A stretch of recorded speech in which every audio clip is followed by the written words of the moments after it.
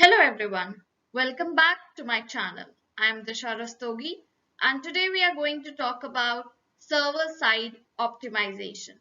What it is, how it differs from client-side testing, pros and cons of client and server-side, when to go for server-side testing, and lastly, what is the ideal strategy. Do like the video and hit the bell icon to subscribe. So let's get started. So let's understand what is server-side testing, right? So the first thing that we need to understand here is that no modification occurs at the browser level. Okay, let's see this visual which will help us understand this process better. What is happening here is that the visitor lands on your site. He requests for a web page. Okay, right? This request is happening here. What will now the server do? Now the server will send an API request to the optimization tool. Okay. Now this optimization tool can be Adobe Target or Optimizely. Okay. Now what will happen is the optimization tool will send a response back to the server. Now this server, based on this response, will create the appropriate HTML page and send it back to the user device. And user device, what will happen? The browser will construe this content and display the page. This entire process is happening in very milliseconds. So this is how server-side testing happens. Most of us know about client-side implementation. It is about rendering content in the browser using JavaScript. All the variations are reflected by the visitor's browser.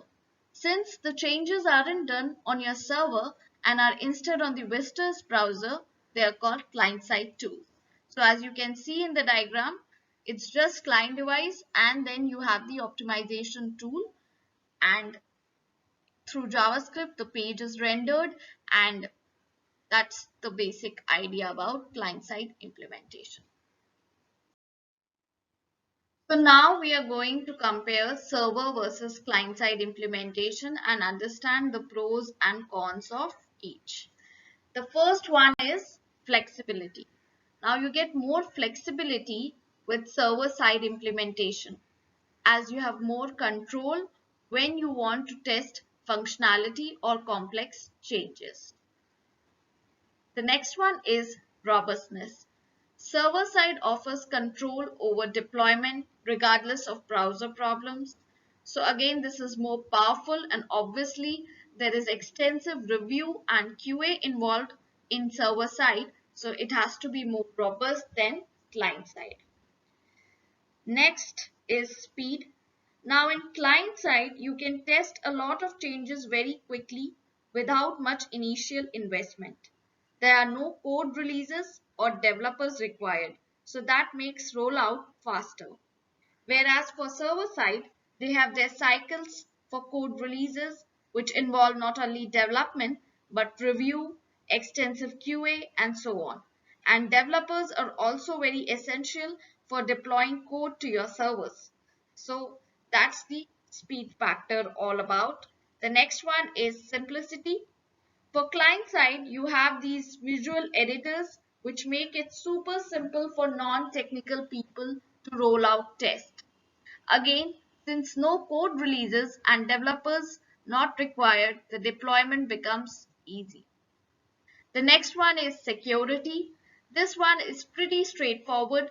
Obviously, server side has to be more secure than client side, right? Moving on, the next one is privacy. So now your experiment code is visible to end user or any third party, but you can obfuscate same for privacy in client side, but for server side everything is internal. The next one is mobile.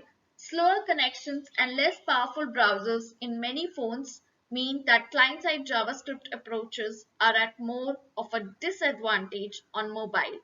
So server side works better in this case. Again, client-side implementations only allow for experimentation where there is a browser that can run JavaScript.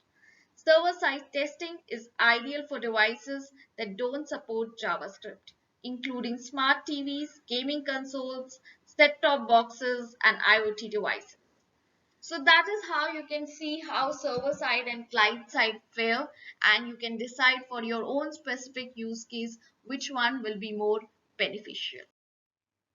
So we will discuss use cases for server side testing so that you can understand when to use server side. Okay. So the first use case that I have taken is when you want to change the design or layout of your journey. Now this change is not limited to look and feel, but it is a complex change. For example, when you want to combine two steps into one. So here we have a 4-step journey. You can have a 5-step journey, you can have a 3-step journey, whatever is your specific case. In this case, what I feel is that the conversion rate will increase for this journey if the first 2 steps are combined into one. That is, step 1 and step 2 are combining to form step 1. And then we have step 3 and step 4 as is in the original design.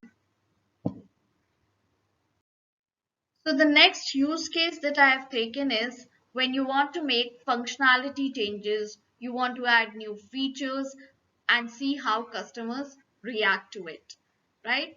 For example, you want to make a change in your pricing algorithm. Another one is when you want to display a different message or different features to the end user based on user details or product they bought from you. So for example, I bought a product like mobile phone from Amazon.com, and then Amazon.com, based on what I had bought, wants to give me a personalized message to me, right? So that is the case when you may want to use server-side testing. Now, why do we need server-side testing in these kind of changes? Because these changes are very complex. Deploying these changes are very complex because of the numerous combinations. The details are not available on the client side and so on, right? So let's move on. So now let's understand what is the recommended strategy. Now this will vary from case to case, but in general an optimized one will be a hybrid one wherein you have client-side testing for some cases and server-side testing for some cases, wherever which is relevant.